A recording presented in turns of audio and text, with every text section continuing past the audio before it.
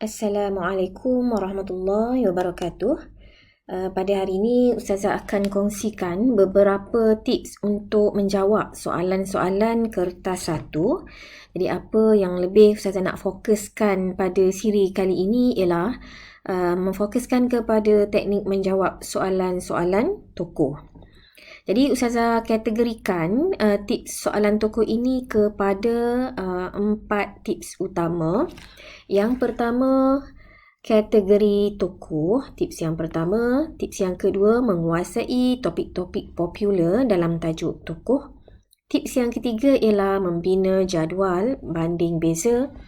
Dan tips yang keempat ialah jawapan mudah, menguasai jawapan mudah untuk soalan-soalan tokoh. Jadi kita lihat tips yang pertama, apa yang dimaksudkan dengan kategori tokoh-tokoh Islam. Jadi sebenarnya dalam tajuk tokoh, kita dah belajar sebanyak 12 tokoh kesemuanya. Dan daripada 12 tokoh itu sebenarnya kita boleh mengkategorikan tokoh tersebut kepada 3 kategori. Iaitu yang pertama tokoh mazhab, yang kedua tokoh ilmuwan, dan yang tiga tokoh islah. Jadi kenapa pentingnya kita mengkategorikan tokoh ini kepada 3 kategori? Sebenarnya untuk memudahkan kita mengingat sumbangan bagi tokoh-tokoh tersebut berdasarkan kategori. Contohnya kalau tokoh mazhab, pastinya sumbangan dia banyak berkaitan dengan pelopor sesuatu mazhab. Dan samalah juga dengan tokoh islah, sumbangan dia banyak dari segi mengembangkan idea islah. Okay, kita lihat yang pertama, kategori pertama iaitu tokoh-tokoh mazhab. Tokoh-tokoh mazhab ini terdiri daripada 4 orang tokoh, iaitu yang pertama Imam Abu Hanifah, dia pelopor kepada mazhab Imam Hanafi. Yang kedua Imam Malik, pelopor kepada mazhab Maliki. Yang tiga, Imam Ahmad bin Hanbal, pelopor kepada mazhab Hanbali. Dan yang keempat, Imam Syafi'i, pelopor kepada mazhab Syafi'i.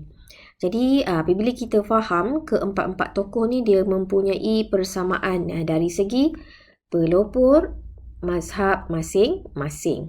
Jadi maksudnya kita dah dapat satu poin penting dari segi sumbangan keempat-empat tokoh ini. Seterusnya kita lihat pula tokoh kategori yang kedua, iaitu Ustazah namakan sebagai tokoh-tokoh ilmuwan, kerana persamaan antara keempat-empat tokoh ini adalah berkaitan dengan pengkhususan ilmu masing-masing. Contohnya Imam Al-Ghazali berkait dengan ilmu tasawuf, Imam Bukhari berkait dengan ilmu hadis, Ibn Khaldun berkait dengan ilmu sejarah, dan Ibn Sina dia berkait dengan ilmu perubatan. Jadi sekurang-kurangnya kita dah dapat persamaan dia dari segi sumbangannya keempat-empat tokoh ini banyak menyumbang dari segi ilmu bidang ilmu masing-masing. Dan kita lihat kategori yang ketiga iaitu tokoh-tokoh islah. Tokoh-tokoh islah iaitu ada 4 tokoh yang berkaitan dengan islah, idea islah, iaitu Sayyid Jamaluddin, yang kedua Syekh Tahir Jalaluddin, yang tiga Muhammad Abduh, dan yang keempat Hamka. Maksudnya apabila kita memahami bahawa tokoh yang kita belajar daripada 12 tadi dia ada kategori dia, maka mudahlah kita memahami atau mengkaitkan fakta-fakta berkenaan tokoh tersebut. Itu adalah untuk tips yang pertama. Seterusnya, untuk tips yang kedua ialah calon perlu menguasai topik popular. Jadi apa yang dimaksudkan dengan topik popular? Sebenarnya apabila kita hendak mempelajari atau menguasai tajuk-tajuk dalam bidang tokoh, sebenarnya ada 3 topik utama yang perlu pelajar kuasai. Jadi yang pertama, yang selalu ada dalam soalan peperiksaan ialah berkenaan dengan latar belakang tokoh atau melibatkan riwayat hidup. Yang kedua tentang sifat peribadi ataupun bukti sifat-sifat tertentu bagi setiap tokoh. Dan yang tiga ialah berkenaan dengan sumbangan dari segi hikmat ataupun kesan sumbangan tokoh terhadap tamadun Islam. Jadi pelajar perlu menguasai ketiga-tiga topik ini apabila ingin menguasai tajuk-tajuk tokoh. Dan Ustazah cuba ringkaskan dalam bentuk rajah seperti ini. Topik popular tokoh terbahagi kepada 3. Yang pertama, latar belakang. Yang kedua, sifat peribadi atau bukti sifat peribadi. Dan yang 3, tentang sumbangan ataupun kesan peninggalan tokoh, setiap tokoh. Jadi untuk menguasai topik-topik popular dalam tajuk tokoh, yang pertama sekali, dari segi latar belakang tokoh, pastikan anda mencari 4 atau mengingat 4 isi atau fakta yang berkaitan dengan latar belakang tokoh. Jadi apa yang kita nak masukkan dalam latar belakang ni, selalunya kita ingat tentang nama penuh tokoh, gelaran, tempat lahir dan juga keturunan. Ada lagi maklumat lain, contohnya tentang maklumat tentang kematian kematian dari segi tarikh, tempat dan sebagainya. Dan perkara yang kedua yang sering keluar di dalam soalan peperiksaan ialah bukti-bukti kegigihan tokoh atau bukti ketegasan atau bukti tokoh tersebut menghormati hadis atau bukti bagaimana gigihnya tokoh tersebut menyampaikan idea-idea Islah. Yang ini calon perlu teliti kerana setiap tokoh dia mempunyai fakta-fakta yang berbeza-beza. Dan antara yang ketiga yang tidak kurang pentingnya ialah hasil karya. Yang ini mesti dihafaz oleh pelajar sekurang-kurangnya 1 atau 2 karya bagi setiap tokoh, kerana dia banyak membantu pelajar sama ada dalam bahagian A ataupun bahagian B. Dan yang keempat ialah tentang sumbangan tadi. Sumbangan dan kesan sumbangan tokoh terhadap masyarakat. Jadi kita lihat perkara yang pertama yang sering keluar di dalam peperiksaan ialah berkenaan dengan latar belakang tokoh.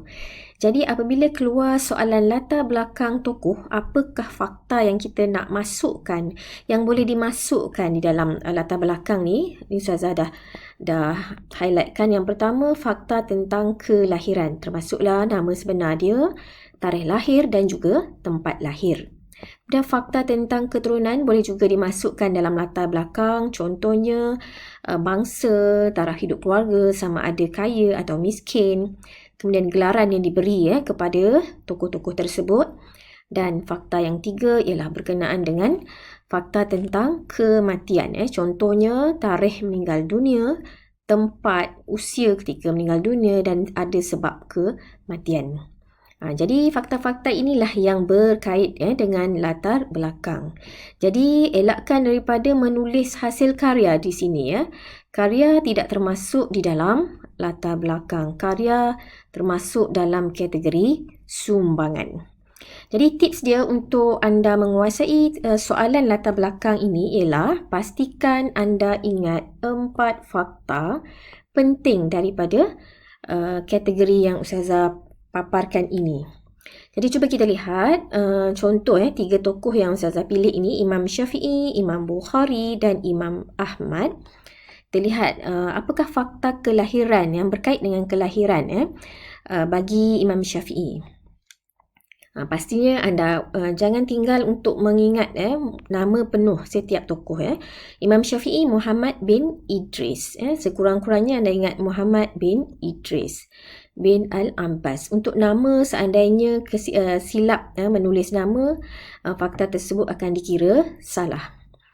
Kemudian tarikh lahir, anda boleh memilih salah satu, sama ada hijrah ataupun masihi. Jadi saya sarankan anda ingat tahun hijrah. Kemudian tempat lahir di Gaza.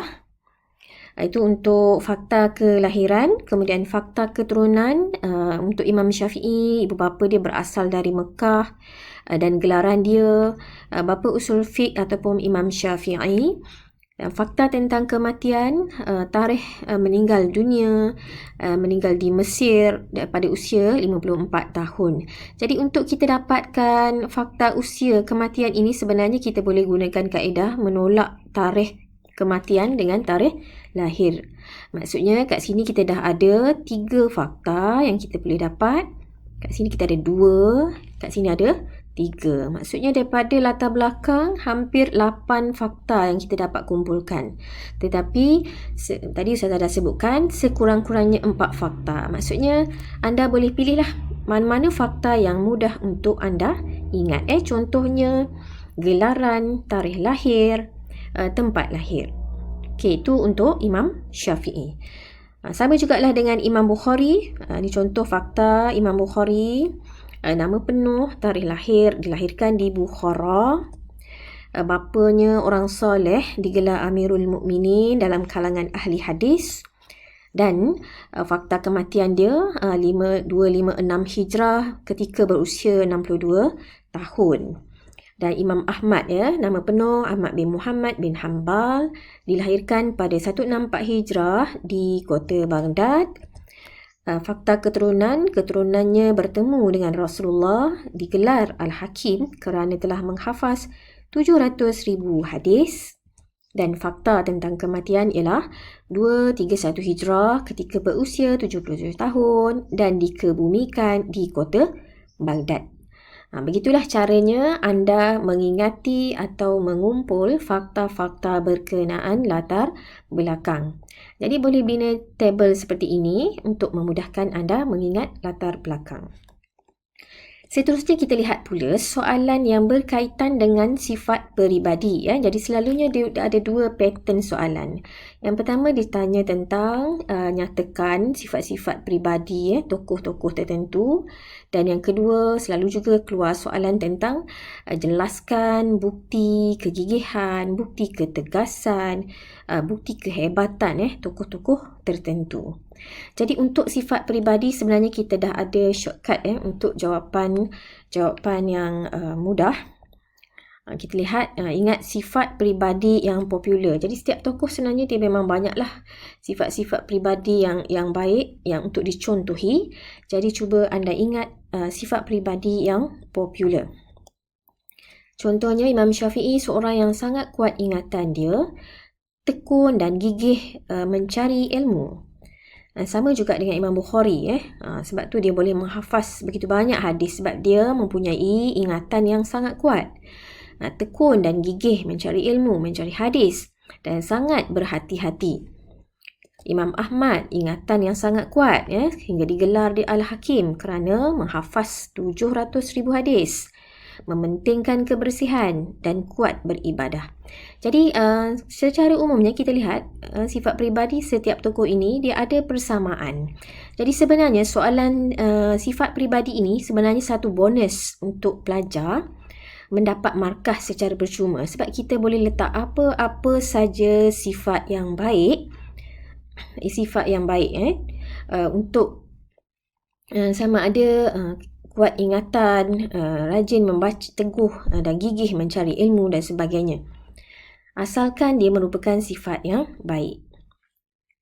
Okay. Dan untuk soalan bukti ketegasan yang ini, pelajar perlu mengenal pasti fakta yang berkaitan dengan tokoh kerana dia berbeza-beza antara satu tokoh dengan satu tokoh yang lain. Contohnya Imam Syafi'i, kegigihan Imam Syafi'i dalam menuntut ilmu. Contoh bukti dia telah menghafaz Al-Muwatta pada ketika usia 10 tahun. Mendalami pelbagai ilmu, mengembara ke beberapa negara. Itu bukti dia gigih menuntut ilmu. Tapi mungkin berbeza pula soalan untuk Imam Bukhari. Sebab Imam Bukhari sifat dia antara sifat pribadi yang ketara dia ialah berhati-hati. Jadi selalunya soalan akan berkaitlah dengan sifat peribadi tadi. Bukti dia seorang yang berhati-hati ataupun teliti dalam menyampaikan hadis. Contohnya berhati-hati memeriksa semua perawi, mengumpul 600,000 hadis, bertemu ramai ulama untuk mendapatkan hadis. Itu untuk popular untuk Imam Bukhari. Begitu juga untuk Imam Ahmad, dia ada keistimewaannya tersendiri. Soalan tentang apakah bukti kehebatan Imam Ahmad. Jadi kehebatan dia digelar Al-Hakim. Kenapa? Kerana dia menghafaz 700,000 hadis. Dan satu lagi, dia hebat kerana sehingga mendapat pengiktirafan daripada Imam Syafi'i. Okey, ini contoh bukti sifat peribadi yang selalu ditanya di dalam peperiksaan, dan yang ini berbeza-beza mengikut keistimewaan tokoh. Seterusnya kita lihat dari segi sumbangan, ya, sumbangan atau kesan peninggalan tokoh. Contoh, Ustazah masukkan beberapa nama tokoh tingkatan 4 ini. Jadi untuk sumbangan paling mudah, jika kita tidak ingat sumbangan yang lain, tak ingat sumbangan yang lain, kita boleh masukkan hasil karya sahaja. Menghasilkan karya. Sebutkan nama karya bagi setiap tokoh. Contohnya Imam Malik, karya dia menghasilkan kitab Al-Muwatta. Kita dah dapat poin untuk karya. Imam Bukhari contohnya menghasilkan kitab Sahih Al-Bukhari. Jadi kita dah dapat fakta tentang sumbangan. Maknanya karya boleh kita masukkan di bawah topik sumbangan, ya. Jadi sebab itulah Ustazah pesan tadi, sekurang-kurangnya ingat satu karya bagi setiap tokoh untuk memastikan soalan sumbangan ini anda boleh gunakan fakta karya ini. Dan selain pada itu, setiap tokoh dia ada sumbangan dari segi khidmat dengan idea atau pemikiran dia. Dan untuk khidmat ni kebanyakannya tokoh ilmuwan dan tokoh mazhab memang adalah khidmat dia dari segi dia menjadi guru, ramai murid dan sebagainya, itu sumbangan, ya. Tapi untuk idea dan pemikiran ni khusus untuk tokoh-tokoh tokoh-tokoh islah. Untuk idea dan sumbangan ni dia berbeza-beza. Untuk tokoh islah yang kita belajar tokoh tingkatan 5 sahaja. Jadi pastikan untuk sumbangan anda boleh masukkan apa yang kita nak masukkan dekat sumbangan, karya dan juga khidmat. Jangan masukkan latar belakang dalam soalan-soalan sumbangan. Okey, itu untuk tips yang kedua. Seterusnya, tip yang ketiga iaitu membina jadual banding beza. Jadi apa yang Ustazah maksudkan dengan jadual banding beza ialah anda perlu membina nota ataupun fakta-fakta asas tentang tokoh ini anda tulis dalam bentuk tabel seperti ini. Jadi anda masukkan nama-nama tokoh yang anda ingin kuasai dan senaraikan fakta asas setiap tokoh tersebut. Contohnya nama sebenar, kelahiran, kewafatan dan juga nama kitab ataupun nama karya bagi setiap tokoh. Jadi jadual banding beza ni sangat membantu untuk memudahkan kita ingat fakta asas bagi setiap tokoh. Jadi masukkanlah ruangan kosong ini dengan maklumat penting tentang tokoh-tokoh, ya. Okey, dan yang terakhir, tips yang terakhir ialah jawapan mudah untuk tokoh, atau Ustazah namakan dia sebagai skema umum untuk setiap tokoh. Jadi apa yang dimaksudkan dengan jawapan mudah? Jawapan mudah ini adalah jawapan yang kita boleh gunakan, disesuaikan untuk semua tokoh. Dan boleh gunakan jawapan mudah ini untuk topik tertentu. Contohnya untuk soalan sifat peribadi. Ya, sifat peribadi kerana sifat peribadi ni kebanyakannya semua tokoh mempunyai sifat peribadi yang sama. Pastinya sifat yang positif lah. Jadi seandainya anda lupa sifat yang khusus untuk setiap tokoh, anda boleh gunakan jawapan umum saja untuk semua tokoh yang akan keluar di dalam peperiksaan. Atau yang kedua tentang sumbangan. Satu lagi tentang sumbangan, dia ada juga skema umum. Contohnya karya, menghasilkan karya. Kerana kebanyakan tokoh memang menghasilkan karya. Okey, sekarang kita tengok perincian. Perincian bagi jawapan mudah tadi. Jawapan mudah untuk semua tokoh. Contohnya bagi soalan pendidikan awal. Kebanyakan tokoh dia mendapat pendidikan awal daripada ibu bapa. Jadi jawapan ini kita boleh gunakan untuk semua tokoh. Sama juga dengan belajar Al-Quran dan bahasa Arab sejak kecil. Dua-dua jawapan ini kita boleh gunakan untuk kebanyakan tokoh. Yang kedua, bagi soalan sifat peribadi. Tadi Ustazah dah sebutkan ya, sifat peribadi ni sebenarnya adalah soalan bonus saja. Kerana kita boleh reka jawapan yang sama untuk semua tokoh. Ini contoh jawapan dia. Teguh, gigih menuntut ilmu. Kesemua tokoh memang tekun dan gigih menuntut ilmu. Sering merantau mencari ilmu, rajin beribadat ataupun kuat beribadat. Jadi anda boleh gunakan jawapan ini ataupun mana-mana jawapan positif, sifat positif untuk menerangkan tentang sifat peribadi tokoh. Yang ketiga, seandainya keluar soalan sumbangan, andainya anda tidak ingat sumbangan yang khusus untuk setiap tokoh, anda boleh gunakan jawapan umum ini menghasilkan pelbagai karya. Atau lebih baik kalau anda ingat nama karya, boleh masukkan nama karya. Tapi berhati-hati, seandainya nama karya salah, maka fakta tersebut dikira salah. Kemudian untuk pengasas mazhab, anda boleh nyatakan sumbangan dia sebagai pelopor mazhab atau pengasas mazhab. Ini khusus untuk tokoh-tokoh mazhab sahaja. Kalau tokoh islah, anda boleh nyatakan idea-idea islah itu untuk sumbangan. Dan yang keempat, soalan tentang kesan sumbangan. Ini jawapan umum untuk kesan sumbangan. Karyanya menjadi rujukan, mazhabnya dianuti oleh banyak negara. Yang ini khusus untuk tokoh-tokoh mazhab sahaja. Ramai sarjana menyampaikan ilmunya. Ini untuk kebanyakan tokoh kita boleh gunakan jawapan ini. Jadi pastikan kesemua skema mudah ini anda ingat, simpan dalam minda untuk menjawab soalan-soalan tokoh yang berkaitan dengan pendidikan, sifat peribadi, sumbangan dan juga kesan sumbangan. Dan yang akhirnya sebagai rumusan sebenarnya fakta-fakta tentang tokoh ni sebenarnya mudah saja untuk kita kuasai. Seandainya anda memahami bentuk soalan yang sering ditanya di dalam peperiksaan. Sebagaimana Ustazah dah sebut di awal tadi, soalan yang sering ditanya ialah tentang latar belakang tokoh, kemudian tentang sifat peribadi, dan yang tiga tentang sumbangan bagi setiap tokoh. Dan anda perlu faham fakta apa yang hendak dimasukkan dalam latar belakang, fakta apa yang kita nak masukkan dalam sifat peribadi dan fakta apa yang kita nak nyatakan di dalam sumbangan. Itu pentinglah yang pertama. Yang kedua, sebenarnya peratus soalan tokoh dia sangat kecil berbanding dengan soalan-soalan daripada bidang lain. Jadi pelajar tidak perlu risau seandainya lupa satu atau dua fakta.